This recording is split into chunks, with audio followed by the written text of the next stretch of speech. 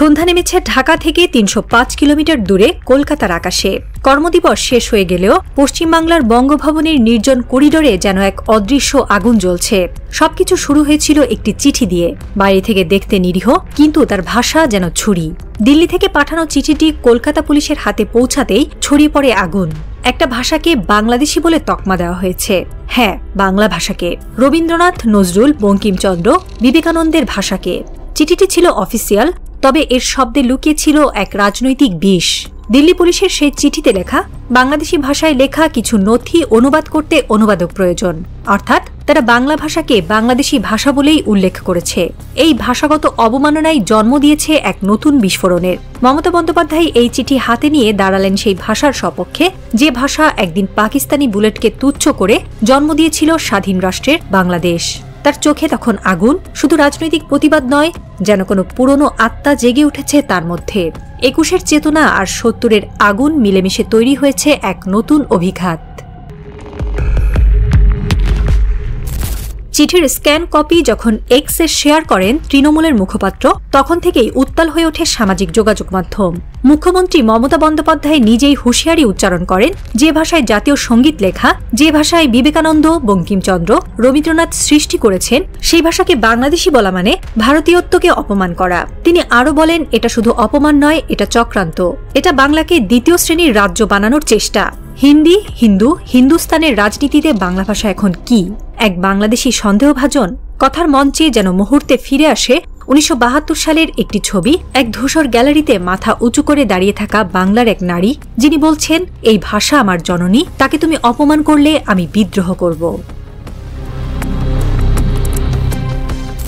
কলকাতার রাজপথ যেন ফিরে গেছে অন্য এক কালের গলি ঘুপচিতে, যেখানে একদিকে ঝাপসা হয়ে আসছে শহীদ সালাম বরকতের মুখ, অন্যদিকে গর্জে উঠছে ছাত্রনেতা মমতা বন্দ্যোপাধ্যায়ের কণ্ঠস্বর। তৃণমূলের সর্বস্তরে শুরু হয়েছে প্রতিবাদ, কিন্তু এ শুধু রাজনীতি নয়, এ যেন এক জাতিগত চেতনার জেগে ওঠা।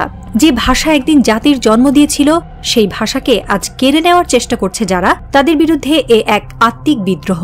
মিছিলের ব্যানারে শুধু রাজনীতি নেই, আছে এক ধরনের কান্না, ভেতর থেকে উঠে আসা অপমানের শোক। বাংলা ভাষা কি আজও দেশি নয়? ভারতের সংবিধানে স্বীকৃত একটি ভাষা, যার বুকে লেখা হয়েছে জাতীয় সঙ্গীত, তাকেই কি বাংলাদেশি বলার সাহস হয় কারো? এক বৃদ্ধা মহিলা, যিনি ভাষা আন্দোলনের সময় পূর্ব পাকিস্তানে ছিলেন, বলছিলেন, আমরা ভাষার জন্য শহীদ হয়েছি, এখন আবারও কি রক্ত দিতে হবে? তার চোখে জল, কণ্ঠে ধ্বনি, এই অপমান আর নয়। যারা দিল্লি পুলিশে কাজ করছেন, তাদের কেউ কেউ গোপনে জানাচ্ছেন, এটি নিছক ভুল নয়, এটি একটি বড় পরিকল্পনার অংশ, যেখানে ভারতীয় পরিচয় থেকে বাংলা ভাষাকে বিচ্ছিন্ন করে বাংলাদেশি বলে কলঙ্কিত করার ছক কষা হয়েছে। যেন পশ্চিমবঙ্গের বাঙালিদের প্রতি এক প্রচ্ছন্ন সন্দেহ, এক অঘোষিত নিঃসঙ্গতা চাপিয়ে দেওয়া হচ্ছে। এই অবস্থায় ২১ আর ৭০ যেন ইতিহাসের পৃষ্ঠা নয়, এখনকার সময়ের অংশ। ছেলেমেয়েরা পথে, বৃদ্ধরা কণ্ঠ উঁচিয়ে বলছে, আমরা বাংলা ভাষায় কথা বলি, আর সেটাই আমাদের অপরাধ।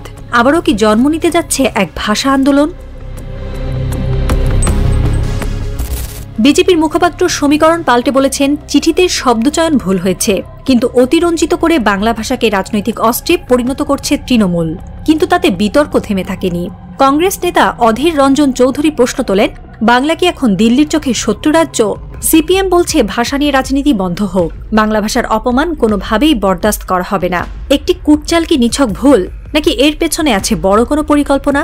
তৃণমূলের সাংসদ মহুয়া মৈত্র বলেন, যে ভাষা ইউনেস্কোর স্বীকৃত ধ্রুপদী ভাষা, তার এই অপমান কেবল প্রশাসনিক অসতর্কতা নয়, এটা রাজনৈতিক হিন্দুত্বের পরিকল্পিত ছক। কলকাতা বিশ্ববিদ্যালয়ের এক অধ্যাপক বলেন, আগে মানুষকে বাংলাদেশি বলতো, এখন ভাষাকে বলছে, কাল হয়তো রবীন্দ্রনাথকেও পাকিস্তানি বলবে। রাত পেরিয়ে ভোর নামছে, কিন্তু শহর জাগ্রত আগুনে। কলকাতার রাজপথে তখনও জ্বলছে মোমবাতি, হাতে হাতে ধরা প্ল্যাকার্ড, বাংলা আমার মায়ের ভাষা, বাংলাকে বাংলাদেশি বলবে না কেউ। মিছিল ছড়িয়ে পড়েছে শিয়ালদাহ থেকে দক্ষিণেশ্বর, হাওড়া থেকে সল্ট লেক পর্যন্ত। ছাত্রছাত্রীরা রাতভর গান গেয়ে, কবিতা পড়ে, ইতিহাসের পৃষ্ঠায় পা রেখে আবার এক নতুন ইতিহাস লেখার স্বপ্ন বুনছে। আর ঠিক তখনই এক তরুণী ছাত্র নেত্রী, সেন্ট জেভিয়ার্স কলেজের ছাত্রী, গলায় গামছা ঝুলিয়ে উঠে দাঁড়ায়। তার কণ্ঠে জেদ, চোখে আগুন। যদি ভাষাকে বাংলাদেশি বলা হয়, তাহলে আমরাও ৫২র মতো রক্ত দিতে রাজি, কিন্তু মাথা ডোয়াবো না। এই সময়েই আকাশের কোল ভেঙে ছিটকে পড়ে এক টুকরো আলো। ২১-এর ছায়া যেন মিশে যাচ্ছে ২০২৫-এর রক্তমাখা রাজপথে। ট্রাফিক লাইটের নিচে এক শিশুকণ্ঠ আবৃত্তি করছে, আমি বাংলায় গান গাই, আমি বাংলার গান গাই। আমি আমার আমিকে চিরকাল এই বাংলায় খুঁজে পাই। এই আন্দোলনের ঢেউ তখন পার হয়ে যাচ্ছে সীমান্ত। ঢাকায়, রাজশাহীতে, চট্টগ্রামে ছাত্ররা পোস্ট করছে মমতা বন্দ্যোপাধ্যায়ের সেই এক্স হ্যান্ডেলের বক্তব্য। কেউ কেউ লিখছে, পাকিস্তানও বাংলা মানত, দিল্লি মানছে না। তাহলে এবার রাজনীতির অলিন্দে আলো নিভে আসছে। শাসক ও বিরোধীরা যার যার মতো করে হিসাব করছে ভোটের লাভ ক্ষতির, কিন্তু রাজপথে দাঁড়িয়ে থাকা তরুণ তরুণীরা কিছুতেই তা মানছে না। এ তাদের ভাষার লড়াই, তাদের অস্তিত্বের লড়াই। চিঠিটা যা শুরু করেছিল তা এখন এক উত্তাল জনতার স্রোত। কাগজের কালি এখন রাজপথে রক্তের রূপ নিচ্ছে না ঠিকই, কিন্তু আত্মার আগুনে জ্বলছে শহর। শুধু একটা প্রশ্ন থেকে যায়, এই 2025-এ পশ্চিমবাংলা কি পূর্ব বাংলার মতো পারবে আবার জাগতে? পারবে 1952 সালের মতো দাঁত বসাতে রাজনৈতিক অন্যায়ের শিরায়? সেই হিম্মত কি আছে? নাকি শুধু 100 গ্রাম ইলিশ কিনে কিংবা রাজুদার দোকানে লাইন লাগিয়ে পরোটা কিনে বাঙালি পরিচয় সীমিত রাখবে পশ্চিমবাংলা?